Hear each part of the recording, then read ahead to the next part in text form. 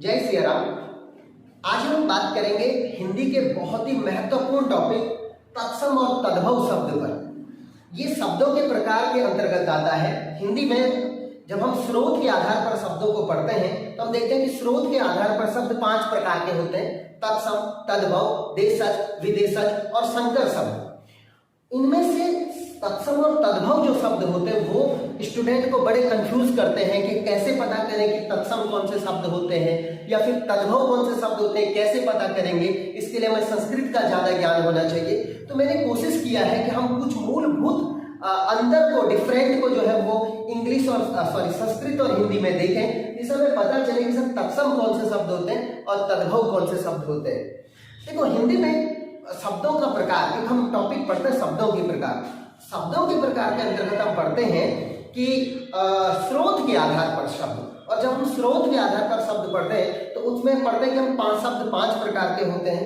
एक होता है तत्सम, तद्भव, देशज, विदेशज और संकर शब्द। इनमें से तत्सम और तद्भव शब्द जो है तो वो बहुत ही महत्वपूर्ण होते हैं। तो मैं आपको कोशिश करता हूं कि आज इस टॉपिक को मैं एक बार जब अच्छे से समझ लेंगे तो आपको आगे जो है वो कभी भी परेशानी नहीं होगी। इस तत्सम कौन से शब्द है और तद्भव कौन से शब्द है। मैं परीक्षा की दृष्टि से कोशिश करूंगा इस टॉपिक को मैं आसान आपको बना दूं। ठीक है, अब हम बात करते हैं तत्सम और तद्भव शब्दों पर। सर, सबसे पहले एक बात हमें जान लेनी चाहिए कि हिंदी जो भाषा है वो संस्कृत से निकली है, लेकिन एकदम नहीं। ऐसा नहीं है कि संस्कृत से एकदम हिंदी निकली। असली में भाषा एक परिवर्तनशील इकाई है।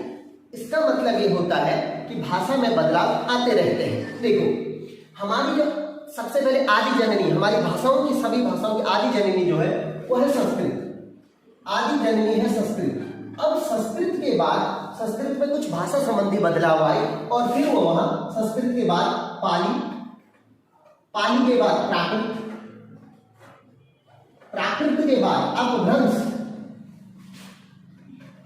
अपभ्रंश, अपभ्रंश के बाद फिर अवहट आया, फिर सौर श्रेणी आई, और अगर मैं बात करूं लास्ट में इसके बाद आई हिंदी। हिंदी, इसका मतलब ये हुआ कि विभिन्न भाषाओं से गुजरने के बाद लास्ट में जाकर के हिंदी भाषा का निर्माण हुआ। एक चीज देखो, हमारी दादी जो लोग जो भाषाओं को बोला करते थे, आज हम उन भाषाओं को नहीं बोलते हैं, क्योंकि आज हमने भाषाओं में बहुत सारी चीजों को परिवर्तित कर दिया है। इसी तरह संस्कृत के शब्द आज हिंदी में पूरे नहीं बोले जा रहे हैं। ध्यान से सुनना जरा, क्योंकि बहुत सी भाषाओं में इसमें संस्कृत में बदलाव आया।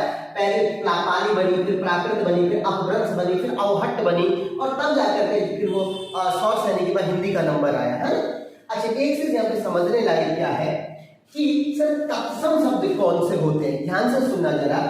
संस्कृत के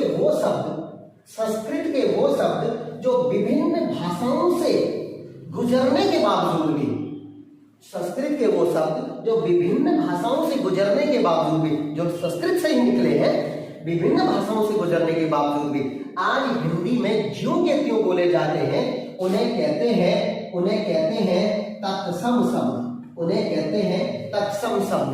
कई लोग कहते हैं सर तत्सम का मतलब क्या होता है। तत्सम, यहाँ पे तत् जो वर्ड आया है, ध्यान से मैंने यहाँ पे इसका संधि विच्छेद किया हुआ है। एक आता तत्, तत् का मतलब होता है उसके, तत् का मतलब होता है उसके, और सम मीन्स होता है समान। यानी तत् यहाँ पे जो शब्द आया है वह संस्कृत के लिए आया है। तो उन्होंने किसके समान, उन्होंने कहा संस्कृत के समान, यानी वो शब्द जो संस्कृत के समान है। इसका मतलब ये है कि संस्कृत के वो शब्द जो आज भी विभिन्न भाषाओं से गुजरने के बावजूद हिंदी में ज्यों के त्यों बोले जा रहे हैं, उन्हें हम तत्सम शब्द कहते हैं। ठीक है, समझ में आ गया होगा। लेकिन मैं कोशिश ऐसा करता हूं कि तत्सम और तद्भव दोनों को एक साथ पढ़ाने की कोशिश करूंगा, क्योंकि हमें तुलना करनी होती है। ठीक हो गया, आपको तत्सम पता चल गया। अब हम समझते हैं सर कि तद्भव क्या होता है। ये तो हमने तत्सम पढ़ा, अब हम तद्भव पे चलते हैं। जरा ध्यान से सुने, तद्भव क्या होता है। ध्यान से सुने, संस्कृत के वो शब्द जो विभिन्न भाषाओं से चलने की वजह से, विभिन्न भाषाओं में चलने की वजह से आज हिंदी में विकृत रूप से बोले जा रहे हैं तो संस्कृत के ही, पर अब उन्होंने अपना रूप बदल दिया। मतलब अर्थ आज भी उनका वही है, लेकिन रूप बदल दिया गया है। उन शब्दों को हम कहते हैं तद्भव शब्द। तद्भव, और तद्भव का मतलब होता है, तत् का मतलब होता है उसके, और भव का मतलब होता है विकृत, और विकृत का मतलब होता है बदलाव, यानी उससे बदलाव, उसके नहीं सॉरी, उससे बदलाव, यानी उससे विकृत। आप सीधी भाषा में बोले तो उससे विकृत, यानी उससे किससे विकृत? संस्कृत से विकृत। तो संस्कृत के वो शब्द जो आज विभिन्न भाषाओं से गुजरने के कारण अपना रूप उन्होंने बदल दिया है, मगर अर्थ आज भी वही है, उन्हें कहते हैं तद्भव शब्द। और संस्कृत के वो शब्द जो विभिन्न भाषाओं से बदलने की वजह से आज भी उनका रूप नहीं बदला, जो के त्यों हिंदी में बोले जाते हैं, उन्हें कहते हैं तत्सम शब्द। समझ में आ गया? ठीक है, अब जरा समझे जाए सर। अब आप जरा दो चार उदाहरण हमें बता दीजिएगा, फिर हमें पता चलेगा कि तत्सम कौन है और तद्भव कौन है। ध्यान से सुने जरा, ध्यान से सुने जरा। मैं एक लिस्ट आपके सामने छोटी सी रख लेता हूं कि तत्सम कौन होगा और तद्भव कौन होगा। ध्यान से सुने जरा, तत्सम कौन होगा और तद्भव कौन होगा। मैं आपके सामने एक लिस्ट रख देता हूं। तत्सम शब्द सुने जरा, तत्सम शब्द ये लिखा मैंने आपको कर्पूर। आप भगवान शिव की तब उपासना भी करते हैं, कर्पूर गौरम करुणावतारम। लेकिन जब आप कभी किसी दुकानदार के पास कर्पूर लेने जाते हैं तो आप बहुत कम बोलते हैं कर्पूर दे दो, अक्सर हम सामान्य बोल देते हैं सर कपूर दे दो, कपूर। देखो पहले ऐसा बोला जाता है, इसके साथ रॉ लगाया जाता था, अब एक नॉर्मल बोला जा रहा है।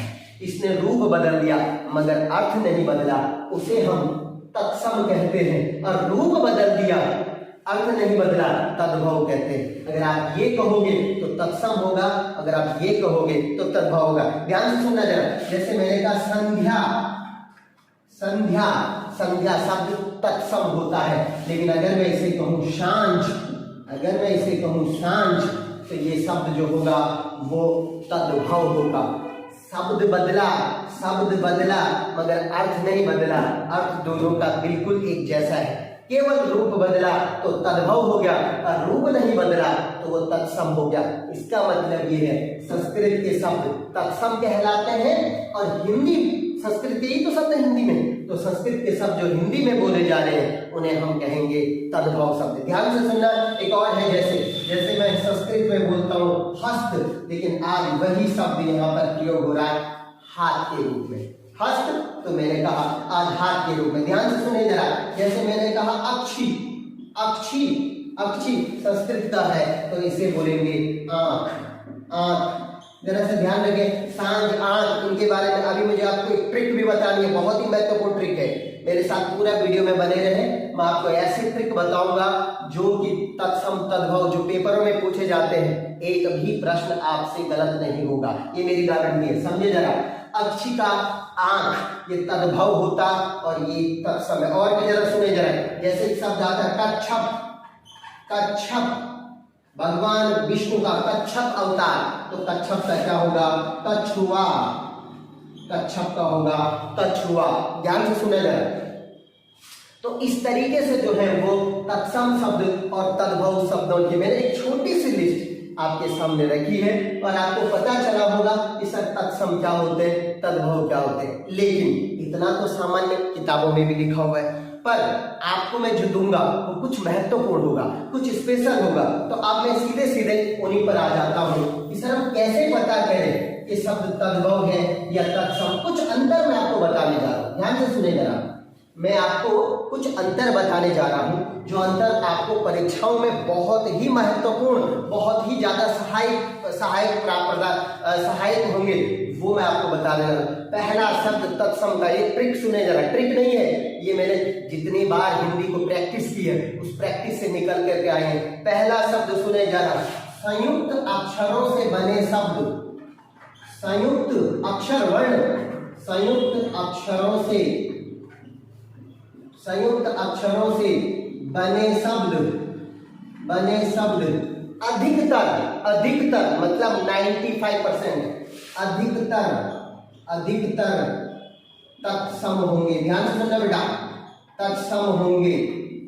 ये पहले नंबर की बात, पहले नंबर की बात जो कि तुम्हारे दिमाग में उतरनी चाहिए। संयुक्त अक्षरों से बने शब्द अधिकतर तत्सम होंगे। अब कई लोग नहीं जानते सब संयुक्त अक्षर कौन से होते हैं, तो मैं उनके लिए थोड़ा सा जानकारी के लिए बना देता हूं। देखो बच्चों, संयुक्त अक्षर होते हैं अक्ष, त्र, ज्यो। प्लीज इसे ज्यो ना बोले, कई लोग ज्यो बोलते फिर मास्टर खुद फंस जाते हैं कि सर इसको हम तोड़े तो कैसे तोड़े, ये ज्यो है ज्यो। विज्ञान नहीं होता है, विज्ञान होता है, क्योंकि आधा ज्यो प्लस ज्यो से मिलकर बना है। अक्ष, त्र, ज्यो और स्र, ये 4 अक्षर जो हमारे पास है ये हिंदी के अक्षर जो कि संयुक्त अक्षर कहलाते हैं। अभी मैं इनकी तोड़ने पे नहीं जा रहा हूं कि संयुक्त अक्षर क्यों बोलते हैं, क्योंकि अभी वर्णमाला नहीं पढ़ रहे हैं। तो संयुक्त अक्षर यानी इनसे बने हुए अधिकतर शब्द तत्सम होंगे। दिमाग में लगा लो, मैं आपको एक आध उदाहरण बता देता हूं। जैसे मैंने लिखा अभी मैंने आपको थोड़ी देर पहले बताया था अक्षी, अक्षी, ये अक्षर देखिए जरा, ये तत्सम होगा। एक बात ध्यान रखिए। दूसरा मैं आपको बता रहा हूं, जैसे मैंने दूसरा लिखा क्षेत्र, क्षेत्र, कई लोग इसको सोचते हैं क्षेत्र तद्भव शब्द है, नहीं बिल्कुल भी नहीं। क्षेत्र ये भी तत्सम होता। तीसरा सुन लो जरा, तीसरा शब्द में और भी आपको ऐसे कई बताने वाला हूं। उष्ट्र, उष्ट्र, उष्ट्र, उष्ट्र, देखो अक्षी का नाम, क्षेत्र का खेत और उष्ट्र का ऊंट, ऊंट। ध्यान से सुने, ये शब्द जितने भी संयुक्ताक्षर से बने हुए शब्द होंगे वो सभी के सभी शब्द, देखो जरा सा, वो सभी के सभी शब्द जो होंगे वो तत्सम होंगे। पहला पॉइंट ध्यान से सुने जरा। अब दूसरा अक्षर, दूसरा पॉइंट सुने जरा सा। अब मैं पहले संयुक्त अक्षर में आया, उसके बाद दूसरा पॉइंट तत्सम में ही री, ये जरा री देखें जरा। हिंदी में एक ही री होता है, संस्कृत में 2 री होते हैं। मैं आपको बता देता हूं, जो लोग नहीं जानते उनके लिए मैं बता देता हूं। संस्कृत में ऐसा दूसरा री होता है, तो ध्यान से सुने, एक री और ये हो गया दूसरा री, तो इसे तो हम अभी छोड़ देते हैं फिलहाल। ये री, इस री से बने हुए सभी शब्द तत्सम होंगे। एक बात फिर दिमाग में ध्यान रख लो, इस री से बने हुए अधिकतम शब्द तत्सम होंगे। इस बात को समझ रहे हो आप लोग, सभी लोग समझ रहे हैं, ठीक है। तो इससे बने हुए अधिकतर शब्द क्या होंगे, जैसे मैं आपको बता देता हूं। जैसे एग्जाम्पल के लिए देखो जरा, एक शब्द आया ऋषि, ऋषि, ये शब्द हिंदी का नहीं है, ये शब्द हिंदी। जैसे कई जगह आप लिखते हो ऋतु, ऋतु, ये भी, ये दोनों के दोनों शब्द संस्कृत के हैं, इसलिए तत्सम कहलाएंगे। इन्हीं को अगर मैं तद्भव बनाऊं तो कैसे लिखूंगा, ऋषि ऐसा लिखूंगा। इसको तद्भव बनाऊं तो कैसा लिखूंगा, ऋतु ऐसा लिखूंगा। ठीक है, तो 2 मैंने आपको महत्वपूर्ण नियम बताए तत्सम के। संयुक्ताक्षर से बने हुए अधिकतर शब्द तत्सम होंगे। दूसरा बात मैंने कहा, री से बना हुआ शब्द भी हमेशा हर कंडीशन में तत्सम होगा। 2 बातें, एक बात को याद रखना। अब मैं आपको तद्भव के बारे में बता देता हूं, ध्यान से सुने जरा। अब मैं आपको तद्भव के बारे में बता देता हूं। तद्भव के बारे में जैसे मैंने आपको तत्सम के बारे में बताया, वैसे ही मैं आपको तद्भव के बारे में बताता हूं। ध्यान से सुने जरा, ये ऐसा नियम है जो आपको जिंदगी भर साथ देगा। पहला पॉइंट सुने, तद्भव में ये आपने एक चिन्ह सुना होगा, ये आपने एक चिन्ह सुना होगा, इसे हमारे कहते हैं अर्धचंद्र बिंदु, अर्धचंद्र बिंदु। और ध्यान से सुनना, अर्धचंद्र बिंदु से बने हुए सभी शब्द हमेशा तद्भव होंगे। पॉइंट दोबारा सुन लो, अर्धचंद्र से बने हुए सभी शब्द हमेशा तद्भव होंगे। ध्यान से सुनना, कैसे कैसे, मैं यहां पे लिख देता हूं 5, मैं यहां पे लिख देता हूं 5, तो ये हमेशा जो है, जैसे मैं और लिख लेता हूं यहां पे, मैं यहां पे लिख देता हूं आंख, ये देखिए जरा सा। तो अर्धचंद्र बिंदु से बने हुए शब्द हमेशा हर कंडीशन में तत्व होंगे। मतलब ये संस्कृत का नहीं है, ये हिंदी का है। पहला नियम बहुत ही महत्वपूर्ण। दूसरा नियम सुने जरा, दूसरा नियम सुने जरा, बहुत ही महत्वपूर्ण नियम है दूसरा वाला, ताड़न जात, ताड़न जात। कई लोग तो ये शब्द ही पहली बार सुन रहे हैं कि सर ताड़न जात क्या होता है। मैं आपको बता दूं, हिंदी वर्णमाला में आप द्विगुण व्यंजन पढ़ते हैं, द्विगुण, द्विगुण। कई लोग नहीं जानते ताड़न जात क्या होते हैं, द्विगुण या ताड़न जात कौन सा होता है, मैं आपको बता देता हूं। ये देखिए जरा, ये अभी बिंदु भी कई प्रकार के होते हैं। अब मैं हिंदी जब आपकी पूरी कंप्लीट क्लासेस लूंगा उसमें इन बिंदुओं के बारे में कई प्रकार के बताऊंगा, इधर लगा, बगल में लगा, अलग अलग है, तो उन बिंदुओं के बारे में बताऊंगा आपको। ये जो हमने बिंदु लिखा नीचे रॉ, तो इनसे बने हुए ताड़न जात शब्दों से बने हुए शब्द हमेशा हिंदी के होंगे, यानी तद्भव होंगे। ध्यान से सुनना, हमेशा तद्भव होंगे। पॉइंट समझे जरा सा, जैसे मैंने कहा एग्जाम्पल सुने जरा। एग्जाम्पल है घोड़ा, एग्जाम्पल है घोड़ा, और सुने घोड़ा, और सुने। अच्छा, घोड़े को संस्कृत में क्या बोलेंगे? घोड़े को संस्कृत में बोलेंगे घोटक, घोड़े को संस्कृत में कहेंगे घोटक। दूसरा सुने, ये घोटक हो गया। दूसरा सुने, जैसे एक शब्द लिखा हुआ है षड्यंत्र, षड्यंत्र बिंदु यौ के ऊपर आएगा षड्यंत्र। ये षड्यंत्र, जहां नीचे बिंदु लग गया वहां शब्द समझ लो ये तद्भव है, क्योंकि इन दोनों से बने हुए शब्द हमेशा तद्भव होंगे। जबकि इसी शब्द को सर संस्कृत में कैसे लिखेंगे? इसी शब्द को संस्कृत में नीचे हलंत मार देंगे, ऊपर बिंदु, षड्यंत्र, ऐसा लिखेंगे। तो आपको मैंने दो नियम तद्भव के बहुत ही महत्वपूर्ण बता दिए। एक, पंचमाक्षर इसे अर्धचंद्र बिंदु से बना हुआ शब्द हमेशा तद्भव होगा। जबकि दूसरा पॉइंट सुने, जबकि ताड़न जात वर्ण इन्हें कहते हैं ड और ढ, इन ड और ढ इनके नीचे जब हम वो लगा लेते हैं तो इनसे बने हुए शब्द भी हमेशा तद्भव होंगे। दो बातें मैंने आपको इंपॉर्टेंट बता दी। अब तीसरी बात जो कि बहुत ही महत्वपूर्ण है, सुने जरा, और मैं आपको जो बहुत ही इंपॉर्टेंट बता रहा हूं वो जरा सुने। ये है अर्धचंद्र बिंदु। सर इसका उल्टा क्या होता है? ये अनुनासिक है, तो इसका उल्टा होता अनुस्वार। यानी सर इसका उल्टा क्या होगा? तो पंचम। और हमेशा पंचमाक्षर से बने हुए शब्द भी हमेशा तत्सम होंगे। इस वजह से अनुस्वार का उल्टा, अनुनासिक का उल्टा अनुस्वार होता है। यानी अगर तद्भव अनुस्वार का प्रयोग हुआ तो इसमें तत्सम में, इसमें अनुनासिक का प्रयोग हुआ तो इसमें अनुस्वार का प्रयोग होगा। ये छोटे छोटे प्रयोग पे जो मैंने आपको बताए हैं मुख्य रूप से अंतर तत्सम और तद्भव में। अब मैं आपको एक उदाहरण दिखाता हूँ। पेपर में प्रश्न पूछा गया था इनमें से कौन सा शब्द तत्सम है? ध्यान से सुने जरा। अब उसमें क्या पूछा गया था मैं आपको बताता हूँ। इनमें से कौन सा शब्द, जिसमें से एक शब्द उन्होंने पूछा था एक शब्द उन्होंने चिड़िया, उन्होंने कहा चिड़िया। पॉइंट सुने जरा, पेपर में पूछा गया क्या ये तत्सम है? चिड़िया। अभी मैंने कहा ताड़न जात वर्णों से बने शब्द हमेशा तत्सम होंगे, इसलिए ये भी जो है क्या नहीं होगा, ये भी तत्सम नहीं होगा। दूसरा उन्होंने क्या पूछा, सुन ले जरा। दूसरा उन्होंने पूछा था कुआं, उन्होंने कहा क्या ये तत्सम है? बिल्कुल भी नहीं, क्योंकि मैंने अभी कहा अर्धचंद्र बिंदु से बना हुआ शब्द भी जो है वो तत्सम नहीं होगा। और तीसरा ऑप्शन, अगर जिन लोगों को याद हो, उत्तराखंड के जो है वो पेपर में पूछा गया था क्रीडा, डा। अच्छा, इसके नीचे अगर बिंदु लग चुका होता तो वो भी तद्भव होता, मगर बिंदु नहीं लगा, इसलिए ये शब्द जो है वो तद्भव होगा। ये शब्द इसलिए वो तत्सम होगा। इस वजह से मैंने आपको मूलभूत दो अंतर बताए हैं, तद्भव वाले, और मूलभूत दो अंतर बताए हैं तत्सम वाले।